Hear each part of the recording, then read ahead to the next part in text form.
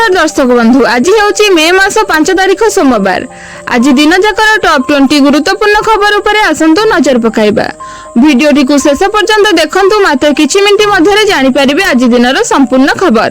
ता पूर्वरु चैनल ले नुआ थिले चैनलटी को सब्सक्राइब करी पाखरे थिबा बेल आइकन को ऑन करि दियंतु जहा फଳରେ प्रतिदिन गुरुत्वपूर्ण खबर सर्वप्रथमे जानिबा पई। आसंतु समस्त खबर उपरे नजर पकाइबा। आज दिनर प्रथम खबर मैट्रिक रिजल्ट धरा पकाइला सरकारी स्कूल दयनीय चित्र। घरोई स्कूल तुलन में सरकारी स्कूल प्रदर्शन खराब रही। पास हार कम थिबा बेले ग्रेड रे मध्य घरोई स्कूल ठारू पछरे रही सरकारी स्कूल।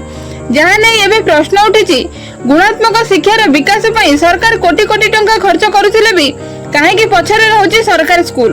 भल भित्तिभूमि थाई भी काहेकि कमुची सरकारी स्कूल में पढ़ुवा पिलांकर प्रदर्शन।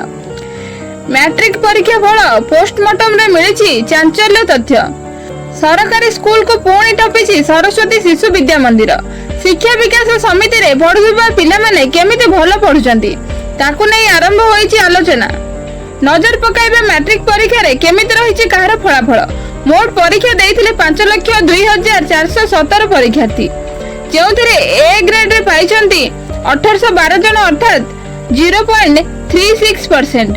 गुरुत्वपूर्ण कथा है सरकारी स्कूल पास हार 90.08% थिबा बेले शिक्षा विकास समिति अधीनस्थ स्कूल मोट पास हार रही 99.91%।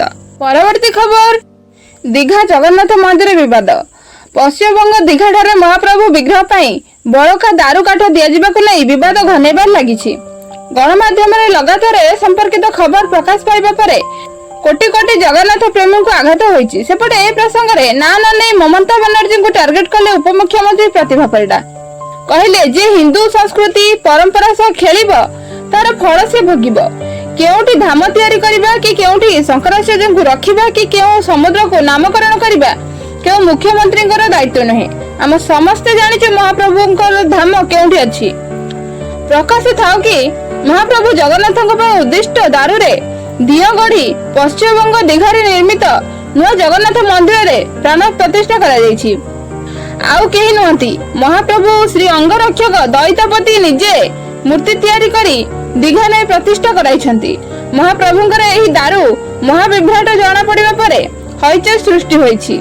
12 वर्ष रे थरे स्वप्नादशा रे प्राप्त एही दुर्लभ दारूर बड़कांश श्री मंदिर मेघनाथ पाचेरी नहीं केमिति दीघारे पहुंचला ता नै खोलताड़ आरंभ होईछि। परवर्ती खबर आसंता काली मुख्यमंत्री को अभियोग सुनानी बंद। भुवनेश्वर रे यूनिटी 5 स्थित प्रकोष्ठ रे सुनानी बंद रहिबो। प्रबल ग्रीष्म प्रवाह को दृष्टि रखी ए प्रकार निष्पत्ति निया जायछि। मुख्यमंत्री को कार्यालय पक्षरु एही सूचना दिया जायछि। 2 दिनर काल बैसाखी परे राज्य रे ग्रीष्म प्रवाह बढ़िछि। दिनर तापमात्रा 35 डिग्री पार करिछि। दिनरे लोक माने घरु बाहरिबाकू जिबाकू भय करूछंती। अंशुघातर एकाधिक जीवन चली गलानी।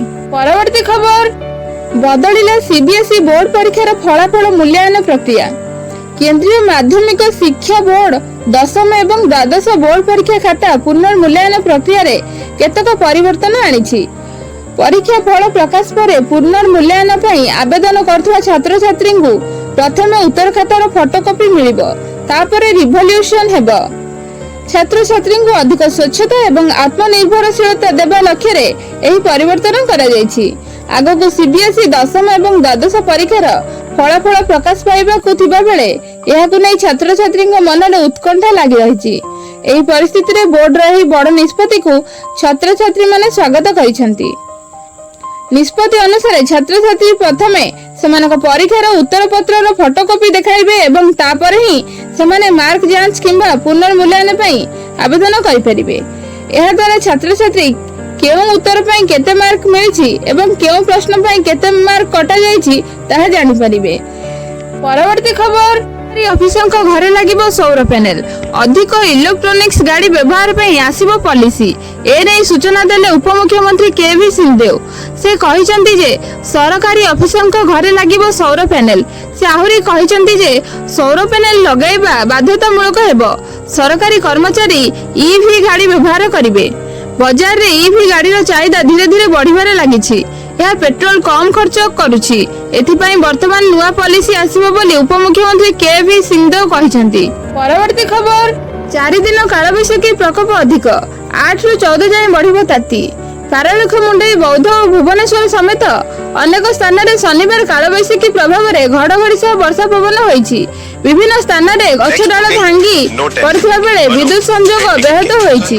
ପାଣିପାଗ ବିଭାଗ ପୂର୍ବାନୁମାନ ହେଲା କାଳବୈଶାଖୀ ପ୍ରକୋପ ଆହୁରି 4 ଦିନ ଯାଏଁ ରହିବ। ରାଜ୍ୟର ଅନେକ ସ୍ଥାନରେ ଆସନ୍ତା 7 ତାରିଖ ଯାଏଁ ଘଡଘଡି ସହ ବର୍ଷା ପବନ, କୁଆପଥର ମାଡ଼ ଆଶଙ୍କା ରହିଛି। ଏହା ପ୍ରଭାବରେ ତାପମାତ୍ରା ବଢିବନି। 8 ତାରିଖ ଠାରୁ ରାଜ୍ୟରେ ତାତି ବଢିବାର ସମ୍ଭାବନା ଅଛି। ଆସନ୍ତା 8 ରୁ 14 ତାରିଖ ଭିତରେ ପୁଣି ତାପମାତ୍ରା 1 ରୁ 3 ଡିଗ୍ରୀ ସେଲସିୟସ୍ ବଢିପାରେ। ଅଳ୍ପ କେତେକ ସ୍ଥାନରେ ଗ୍ରୀଷ୍ମ ପ୍ରବାହ ଲେଉଟିପାରେ। ପରବର୍ତ୍ତୀ ଖବର, କାଗିସୋ ରାବାଡାଙ୍କୁ କ୍ରିକେଟର ସମସ୍ତ ପ୍ଲାଟଫର୍ମରୁ ନିଲମ୍ବିତ କରାଗଲା। ଦକ୍ଷିଣ ଆଫ୍ରିକାର ଦ୍ରୁତ ବୋଲର କାଗିସୋ ରାବାଡାଙ୍କୁ ସମସ୍ତ ପ୍ରକାର କ୍ରିକେଟରୁ ସାମୟିକ ଭାବରେ ନିଲମ୍ବିତ କରାଯାଇଛି। ସେ ନିଷିଦ୍ଧ ଔଷଧ ସେବନ କରିଥିବା କାରଣରୁ ତାଙ୍କ ଉପରେ ଏହି କାର୍ଯ୍ୟାନୁଷ୍ଠାନ ନିଆଯାଇଛି। ରାବାଡା କିଛି ଦିନ ପୂର୍ବରୁ ବ୍ୟକ୍ତିଗତ କାରଣ ଦର୍ଶାଇ ଆଇପିଏଲରୁ ସ୍ୱଦେଶ ଫେରିଥିଲେ ଏବଂ ସେଠାରୁ ସେ ଗୁଜରାଟ ଟାଇଟନ୍ସରେ ଯୋଗ ଦେଇ ପାରିନାହାନ୍ତି। ଏହି ବୋଲର ଚଳିତ ସିଜନରେ ଗୁଜରାଟ ପାଇଁ ପ୍ରଥମ 2ଟି ମ୍ୟାଚ୍ ଖେଳିଥିଲେ। ପଞ୍ଜାବ କିଙ୍ଗସ୍ ବିପକ୍ଷରେ ସେ 41 ରନ୍ ଦେଇ ମାତ୍ର ଗୋଟିଏ ୱିକେଟ୍ ନେଇଥିଲେ। ଏହାପରେ ମୁମ୍ବାଇ ବିପକ୍ଷରେ ସେ 42 ରନ୍ ଖର୍ଚ୍ଚ ଦେଇ ଗୋଟିଏ ୱିକେଟ୍ ନେଇଥିଲେ।